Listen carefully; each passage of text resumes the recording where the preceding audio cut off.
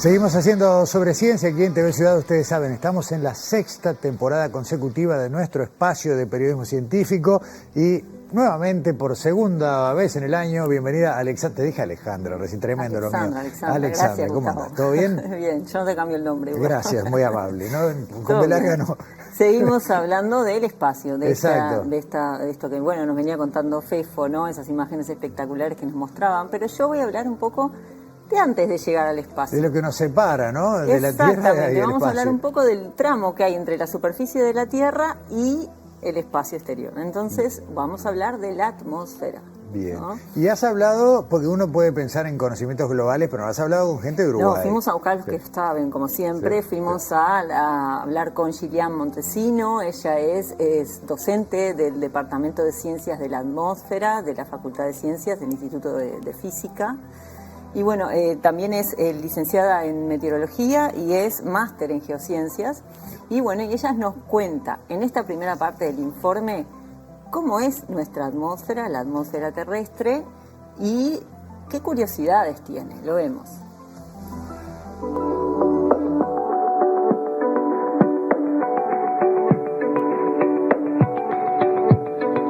La atmósfera terrestre es la mezcla de gases que rodea a la atmósfera, que está compuesta principalmente por oxígeno y nitrógeno, en gran medida, entre otros gases, y se mantiene ligada a la Tierra gracias a la fuerza de gravedad.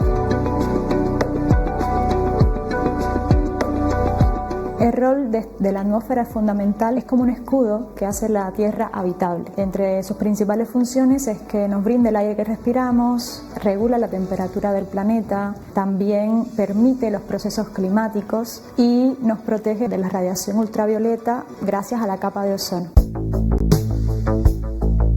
Gran parte de la masa de la atmósfera se concentra desde la superficie hasta los 10 o 15 kilómetros en altura. Esta altura es más baja en los polos y es más alta en el ecuador. Cuando describimos la atmósfera, la dividimos en 5 capas principales. Primero tenemos la troposfera, que es donde vivimos, que se encuentra entre la superficie y alrededor de unos 8 y 15 kilómetros, que es donde se dan los fenómenos meteorológicos, donde se forman las nubes, es la capa donde se concentra la vida en general. Y después de esta tenemos la estratosfera, que se encuentra entre los 8 y los 50 kilómetros de altura. En la estratosfera podemos encontrar una gran absorción de la radiación ultravioleta, precisamente porque es donde se encuentra la capa de ozono. También es una capa que permite que donde vuelan algunos aviones comerciales, porque es una capa muy estable y tiene menor turbulencia en comparación con la troposfera.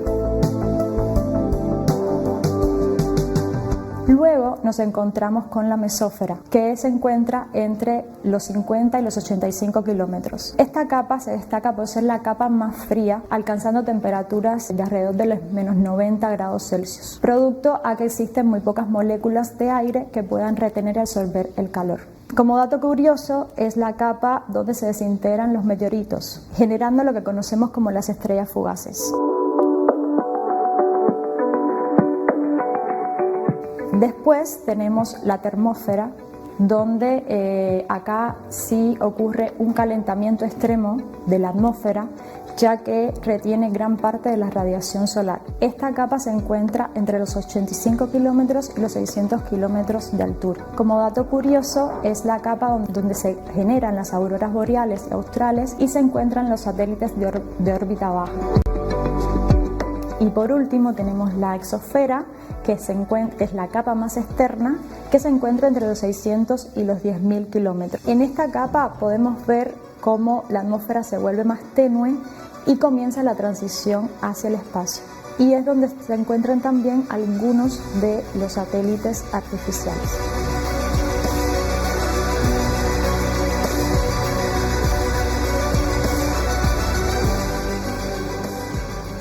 Está bueno, Alexandra, porque no solamente fue la descripción, sino también esa ese punto de explicaciones. Bueno, en esta capa pasa tal cosa, en esta... ¿Nunca te dijeron estás en la estratosfera? Bueno, cuando estamos en el a avión menudo. estamos en la estratosfera.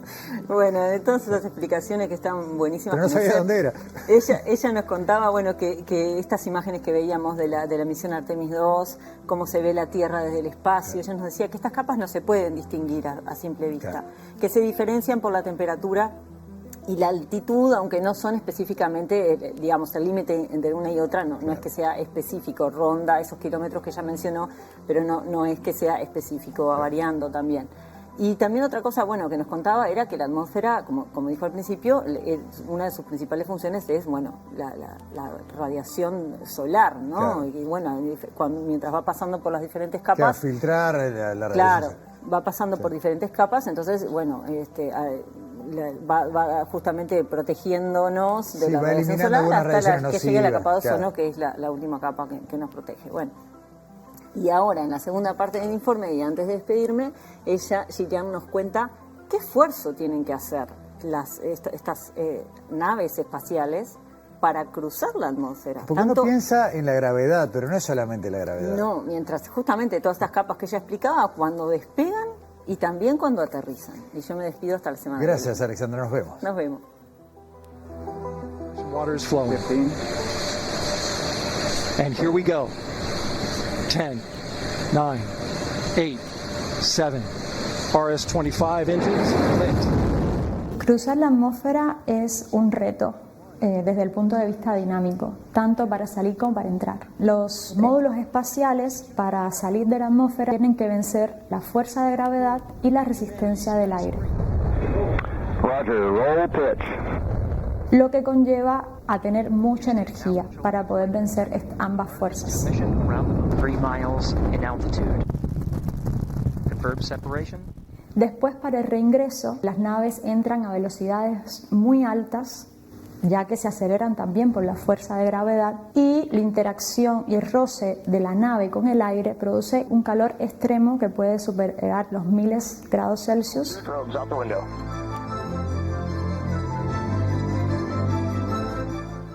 Y por este motivo se necesitan escudos térmicos muy avanzados para evitar que la nave se desintegre, sobre todo en la termósfera, que es donde tenemos el plasma. Houston is go for TLI. With this burn to the moon, we do not leave Earth, we choose it. Llama mucho la atención las imágenes que vemos de Artemis II cuando vemos la Tierra desde el espacio, porque estamos viendo los grandes patrones de nubes que se forman alrededor del planeta y podemos identificar, por ejemplo, los ciclones extratropicales que se dan en las latitudes medias con sus frentes asociados, también otros tipos de nubes, las que se producen por convección profunda, y también nubes aisladas. Es interesante ver cómo también en la troposfera alta se ven los cirrus, que son las nubes más altas, que son menos densas y un poco más finas, cubriendo gran parte del planeta. Cuando vemos la Tierra desde el espacio, vemos esta capa delgada, translúcida, a veces con colores azulados. Si la comparamos con el radio terrestre, que es de 6.400 kilómetros, vemos que es una capa extremadamente fina. Esto nos muestra los procesos meteorológicos que se dan en la Tierra que permiten la vida, son bastante sensibles. Aunque la atmósfera es un sistema bastante eficaz, pequeños cambios en su composición o en su dinámica pueden generar impactos significativos a escala global que afecten todo el planeta.